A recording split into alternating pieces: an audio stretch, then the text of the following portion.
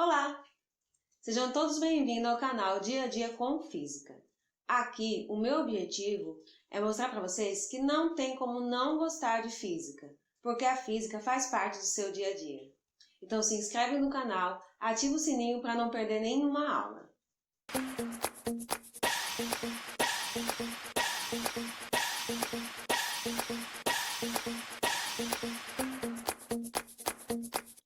Hoje nós vamos ver a segunda parte da aula sobre dinâmica. Então se você está chegando aqui agora, volta lá no canal e assiste o vídeo anterior. E também fica atento porque as próximas aulas vão ser roteiros experimentais e você não pode perder. Então, na aula passada, eu apresentei para vocês as duas primeiras leis de Newton, como que ele chegou, quais foram os pensamentos que levaram a essas leis, e também apresentei duas forças, que foi a força-peso e a força normal. Então hoje nós vamos começar vendo a terceira lei de Newton e algumas outras forças também, ok? Então eu quero te fazer uma pergunta. Você já socou uma parede? Doeu sua mão? Pois é, isso nos ajuda a entender a terceira lei de Newton. A terceira lei de Newton é a lei da ação e da reação. Newton percebeu que cada vez que uma força atuava em algum lugar, existia uma reação desse lugar. Então, ele enunciou a sua terceira lei da seguinte forma. Quando um corpo A imprime determinada força num corpo B, então o corpo B imprimirá no corpo A outra força, com a mesma intensidade, mesma direção e sentidos opostos. Então, eu quero chamar a atenção para esta última parte. Mesma intensidade, mesma direção e sentidos opostos. Você deve estar se perguntando por que as forças de ação e reação não se cancelam. Bom, elas não se cancelam porque são em corpos diferentes. Você só pode cancelar duas forças, como nós fizemos na aula passada, cancelamos a força-peso com a força normal na caixa. Então, nós cancelamos duas forças que tinham a mesma intensidade, mesma direção e sentidos opostos, mas que atuavam no mesmo corpo. As forças de ação e reação atuam em corpos diferentes. A força-peso e a força normal, que nós cancelamos no exemplo da aula passada, não são pares de ação e reação, certo? A reação da força-peso, por exemplo, acontece no centro da Terra.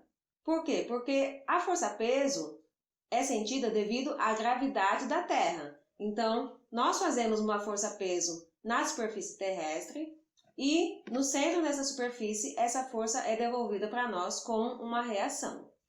Então, a força de ação é vetorialmente igual à força de reação, só que com o sentido contrário. Por isso, nós colocamos o sinal de menos. Também existe outra curiosidade sobre qual força aparece primeiro.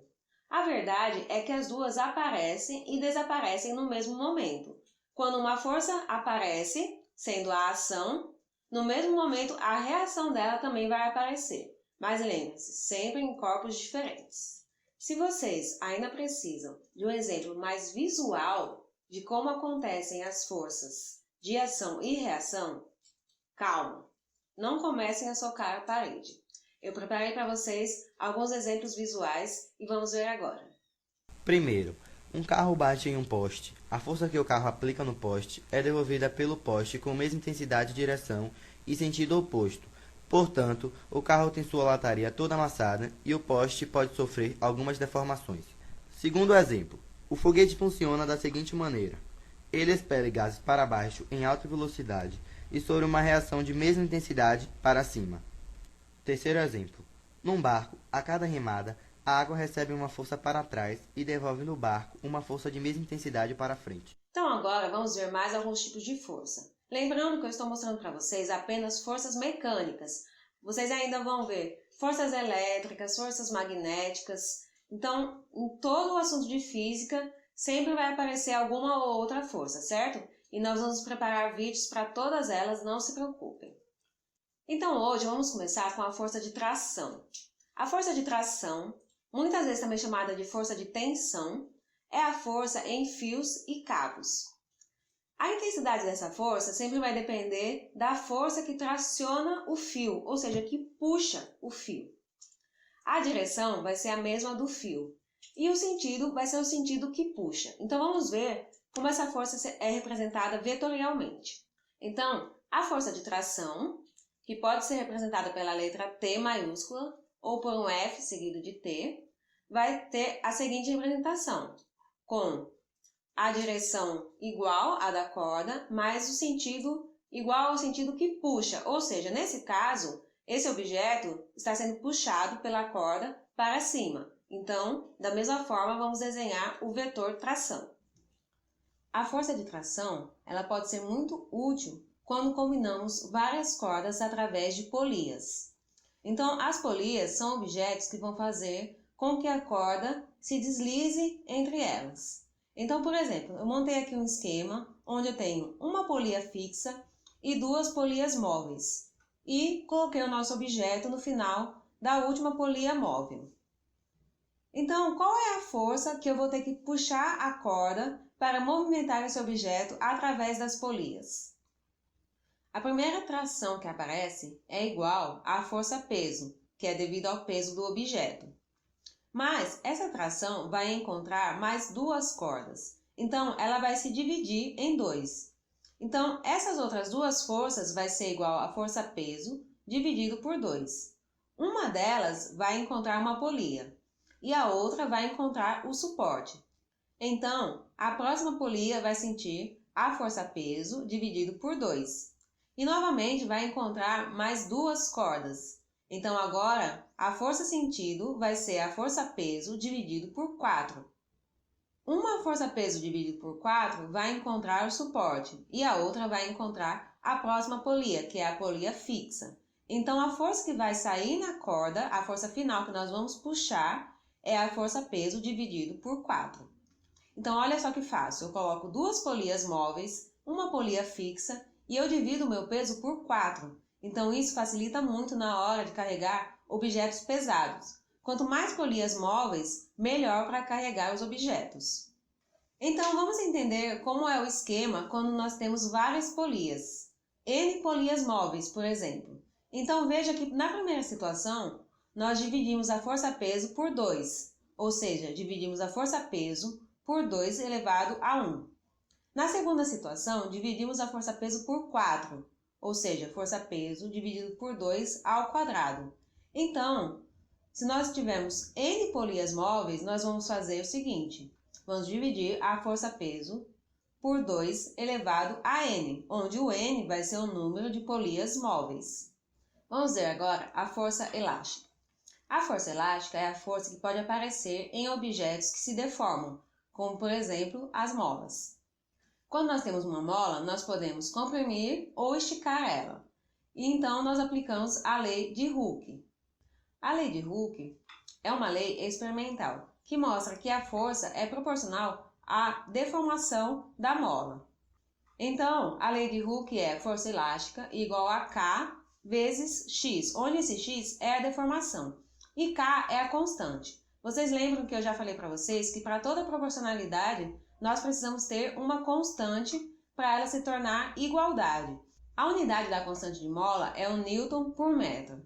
A unidade da deformação vai ser o metro. E dessa forma, quando nós fizermos o jogo das unidades, a unidade da força elástica vai continuar sendo o Newton. Então, se vocês já brincaram com uma mola, vocês devem ter percebido que a gente pode puxar ela e soltar e ela vai ficar oscilando até conseguir parar de se mexer. Não é verdade? Então, dependendo do objeto que nós colocamos no final de uma mola, ela pode se esticar mais ou menos. A mola também é um elemento principal utilizado nos dinamômetros, que são os instrumentos utilizados para medir a força. Mas nós vamos falar melhor desse objeto e das molas e da força elástica na nossa próxima aula, que vai ser uma aula experimental sobre a lei de Hooke. Bom, antes de finalizar a aula, eu quero mostrar para vocês aonde essas forças podem aparecer no nosso dia a dia. Nos instrumentos de corda aparece, por exemplo, a força de tração. Quando o músico precisa afinar o instrumento, ele vai puxar mais ou alargar mais a sua corda. e dessa forma ele vai estar alterando a intensidade da tração sentida na corda. Em instrumentos como o violino, também aparece a força de atrito, que ajuda a fazer o som sair. A força de atrito também é o que nos ajuda a andar, então não pense você que o atrito é uma coisa desprezível, porque sem ele você não seria capaz de sair por aí andando. A força de tração também vai aparecer nos elevadores, já que ele é suportado por vários cabos. Nos elevadores também nós podemos sentir a força normal. Vou explicar. Quando você entra no elevador e ele está parado, você não sente nada, porque a sua força normal é igual à sua força-peso. Mas já reparou que quando você chega no andar que você quer, você sente um baquezinho? Então, por que isso acontece? Porque quando o elevador está subindo, a sua força normal está ganhando da força-peso. E quando você chega no andar que você quer, a força-peso e a força normal vão ficar igual novamente, então elas vão se igualar. E essa equivalência é o baquezinho que você vai sentir. Quando o elevador está descendo, o seu peso está ganhando da força normal. Então, quando chega no andar, você sente de novo a compensação da força normal. Bom, nós estamos aqui presos na Terra devido à gravidade do nosso planeta. O mesmo acontece com os planetas, que estão presos num campo gravitacional do Sol e por isso eles ficam em órbita da sua estrela. E também é devido à força gravitacional que acontecem as marés, ou seja, a força gravitacional da Lua na Terra faz com que a maré suba ou desça. Já a força elástica, além de ser a principal utilizada nos dinamômetros, também é utilizada nas balanças. E é com a ajuda da força elástica, ou seja, com a compressão de uma mola, que nós conseguimos medir a massa dos objetos. Agora eu quero saber, você tinha noção de que todas essas forças faziam parte do nosso dia a dia? Você conhece outros tipos de força mecânica que também fazem parte do nosso dia a dia? Então comenta aí embaixo que eu quero saber. E agora vamos fazer a nossa questão do Enem. Gente, essa questão está quentinha, caiu ano passado, 2019. Ela diz o seguinte: o curling é um dos esportes de inverno mais antigos e tradicionais. No jogo, 2 times, com 4 pessoas, têm de deslizar pedras de granito sobre uma área marcada de gelo e tentar colocá-las o mais próximo possível do centro. A pista de curling é feita para ser o mais nivelada possível, para não interferir no decorrer do jogo. Após o lançamento, membros da equipe varrem com vassouras especiais o gelo imediatamente à frente da pedra, porém sem tocá-la. Isso é fundamental para o decorrer da partida, pois influi diretamente na distância percorrida e na direção do movimento da pedra. Em um lançamento retilíneo, sem a interferência dos varredores, verifica-se que o módulo da desaceleração da pedra é superior se comparado à desaceleração da mesma pedra lançada com a ação dos varredores. A menor desaceleração da pedra de granito ocorre porque a ação dos varredores diminui o módulo da letra A, força motriz sobre a pedra, letra B, força de atrito cinético sobre a pedra, letra C, força-peso paralela ao movimento da pedra, letra D, força de arrasto do ar que atua sobre a pedra, letra E, força de reação normal que a superfície exerce sobre a pedra. Se vocês quiserem, podem pausar o vídeo, ler com mais calma e voltar aqui que nós vamos resolver juntos.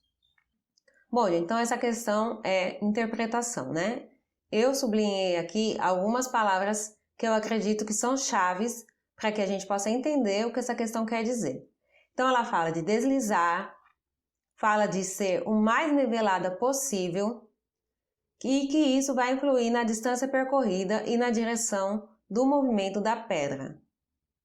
E isso só pode estar associada ao atrito, ou seja, a pista é de gelo, então ela tem um atrito muito baixo, né? Já pegaram uma pedrinha de gelo? Ela é lisa, né? Quando a gente passa a mão por ela.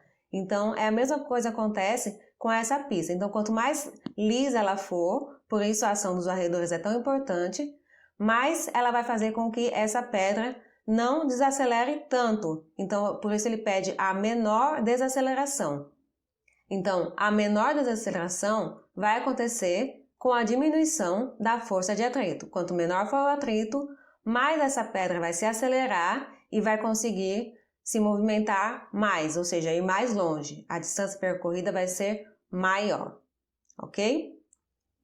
Bom, gente, espero que vocês tenham gostado desse vídeo.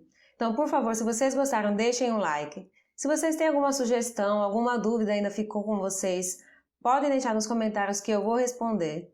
Compartilhem esse vídeo, se inscrevam, ativem o sininho para não perderem as próximas aulas. As nossas próximas aulas vão ser aulas experimentais, então se você ativar o sininho, você não vai perder nenhum detalhe. Muito obrigada e até o próximo vídeo. Tchau, tchau!